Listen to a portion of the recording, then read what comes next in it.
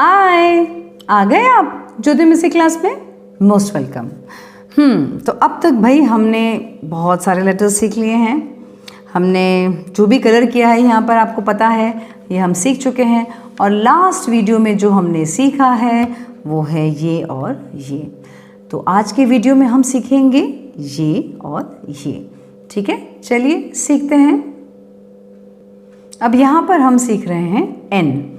ठीक है, अब एन में सबसे पहले मैं आपको सिखा दूं, अब तक जो हमने टिकटॉक पैटर्न में एक ये किया था, यूँ इस तरह से लाइन किया था, लेकिन अब ये लाइन ऊपर से नीचे नहीं बल्कि नीचे से ऊपर जानी चाहिए। ठीक है, राइट, इज दैट क्लियर? यहाँ से नीचे से ऊपर जानी चाहिए इस तरह से। ओके, वापस से बता देती हूँ, नीचे से ऐसे ऊपर जानी चाहिए लाइन। सो बस यही प्रैक्टिस बच्चों को देनी है। तो बस यहाँ पे डॉट करके दीजिए और यहाँ पे बच्चों को इस तरह से बोलिए, यहाँ से नहीं, पेंसिल आपको बताना है उनको कि पेंसिल को यहाँ रखना है, इधर इधर आप ऐसे बताएंगे उनको। ठीक है, फिर इसके बाद बच्चे यूँ करके ऐसे लाइन को टच करेंगे। Got it? बात समझ में आ गई? तो इस तरह से बच्चों को एन लिखाया जाएगा। ओ सॉरी, पहले ये वाला टिकटॉक का प्रैक्टिस करवाया जाएगा। जैसे यहाँ पे ये है, ठीक है, तो यहाँ से यूँ, यहाँ आपको पॉइंट आउट करना है, यहाँ रखना है अपना पेन आपको ऐसे। बच्चों, अब बच्चों को दिखाना है, यहाँ से करो, तो यहाँ से बच्चा यूँ करके ऐसे ऊपर अप। ओके, ये एक बहुत ज़रूरी है, इसका एक पेज का प्रैक्टिस ज़रूर करवाना। हाँ, लेकिन कई पेरेंट्स ऐसे करेंगे, ऐसे डॉट डॉट डॉट करके दे देंगे ऐसे। No no no no no, पहले से डॉट करके नहीं देना है। It's a request, it's a wrong method to teach. क्योंकि यहाँ पर आपको बाजू में बैठ के डॉट करना है और देखना है, पेंसिल का मूवमेंट चेक करना है, बच्चा क्या कर रहा है। इज दैट क्लियर और नॉट? वरना अगर आपने इस तरह से dot dot dots, for example मैं दे रही हूँ, अगर आपने इस तरह से डॉट डॉट बना के दे दिए हैं और सपोज़ करो आपका बच्चा करता भी है, तो बच्चा ने यूँ किया है या यूँ किया है, आपको कैसे पता चलेगा? वो तो पता ही नहीं चलेगा। तो फिर ये जो हमको एन में जो ये चीज़ सीखनी है, वो कैसे सीखेगा? नहीं सीखेगा।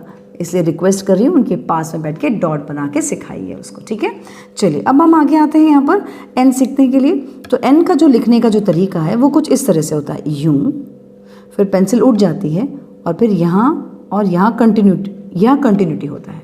ठीक है, बात समझ में आ गई? मैं फिर से एक बार बताती हूँ।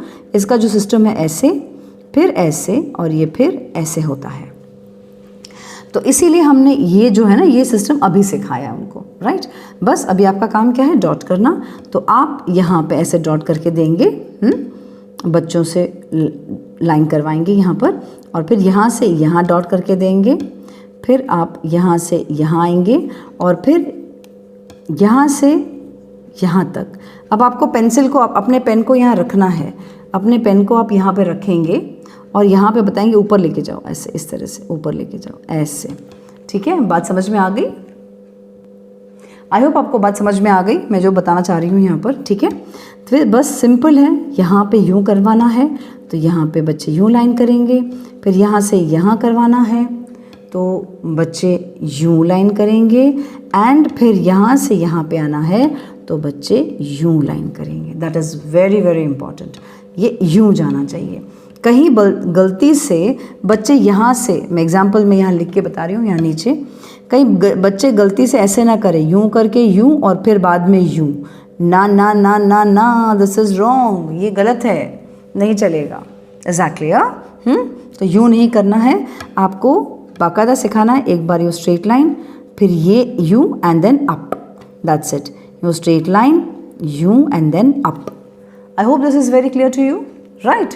तो भाई अभी ये वाला तो हमारा एन तो हो गया। अब हम सीखते हैं एम। अब हम सीखेंगे एम। एम हमारे लिए बहुत ज़्यादा इजी हो जाएगा। क्यों पता है? क्यों? क्योंकि हम ऑलरेडी ये वी सिखा चुके हैं बच्चों को। ये वी बच्चों को बहुत अच्छे से आता है, तो इसके लिए अब एम आपके लिए सिखाना बहुत ईजी होगा। बिकॉज ये स्ट्रेट लाइन यूँ जाएगा, फिर पेंसिल उठ जाएगी, फिर ये और ये यूँ जाएगा, और फिर यहाँ सॉरी कंटिन्यूटी में, यहाँ पे ऐसे कंटिन्यूटी में आ सकता है। मैं वापस एक बार बताती हूँ, ये एक बार ऐसे लिखेंगे, हाथ उठ जाएगा, फिर ये यूँ यूं और यूं कंटिन्यूटी में आएगा। अब कई बार बच्चे क्या करते हैं, आई मीन टू से पेरेंट्स जो सिखाते हैं वो इससे सिखाते हैं, यूं जाएंगे फिर यूं और यूं और यूं, ना ना ना ना ना, रॉन्ग, गलत है ये। यहाँ से स्टार्ट नहीं करना है, स्टार्ट तो यहीं से ही करना है, ऐसे, फिर पेंसिल उठती है और फिर ये कंटिन्यूटी में बाद में ऐसे जाता है।